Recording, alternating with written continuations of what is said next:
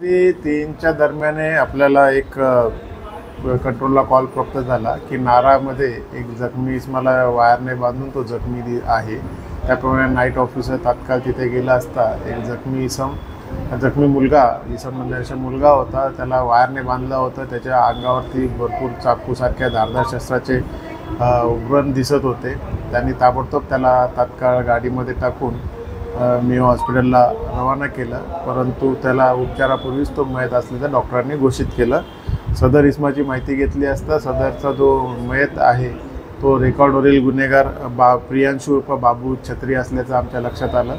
त्याप्रमाणे आम्ही त्याच्या घरच्यांशी संपर्क साधला असता घरच्यांच्या म्हणण्यानुसार त्याला काल रात्री ध्रुव साहू नावाचा मुलगा त्याच्यासोबत त्याला रात्री 10:30च्या दरम्यान घेऊन गेला होता। त्यावेळेला बाबू छत्री हा खूप नशेत होता आणि त्याच्यानंतर आज सकाळी त्यांना माहिती पडलं की त्याला मारलेलं। त्याप्रमाणे बाबू छत्रीची बहीण शिल्पा छत्री हिच्या तक्रारीवरून मर्डरचा गुन्हा दाखल करण्यात आरोपी ध्रुव शाहू याच्या अगेन्स्ट गुन्हा दाखल करण्यात आलेला आहे। तपास चालू आहे। आरोपी किती याच्यामध्ये सध्या स्थितीत आरोपी एकच दिसून आलेला आहे। पुढे तपास चालू आहे, त्यामध्ये कोण नवीन निष्पन्न झाला तर बघतोय। मृतक जो आहे तो राहणारा मेकोसाबागचा आहे, लुंबिनी नगर मेकोसाबाग जवळचा आहे आणि जो आरोपी आहे तो नारागाव तिथलेच आहे राहणार आहे।